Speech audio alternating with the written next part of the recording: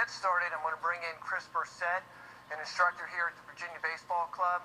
He's former captain at the University of Michigan baseball team, and currently he's a player in the Cincinnati Reds organization. All right, Coach, ready?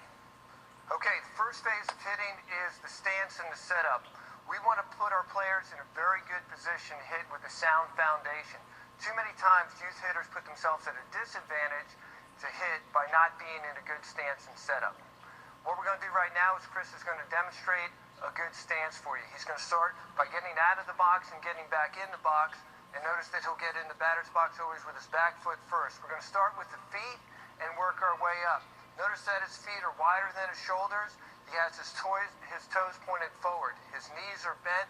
He has some flexion in the hips. He's in a very good athletic position. We want to make sure we get our youth players with a very, very good base. Everything in sports starts with a good base. Working our way up, notice that he has his elbows below his hands. He has his door-knocking knuckles lined up, and he can check that by pointing his index fingers up.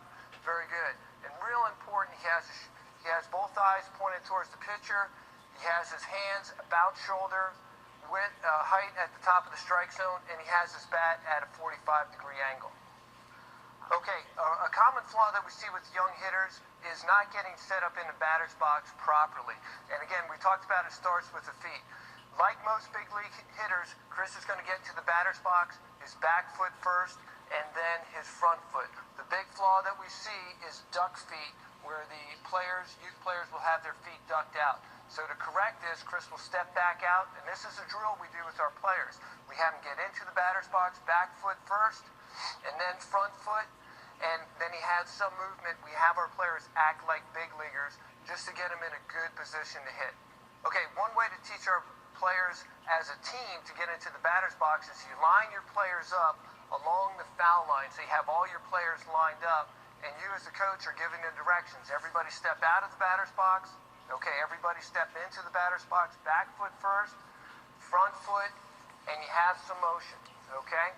And then we repeat that over and over again, maybe 5 minutes with your players, getting in and getting out of the batter's box to put them in a good position to hit.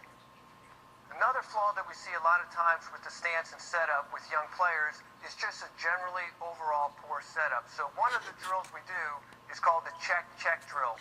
The coach, me,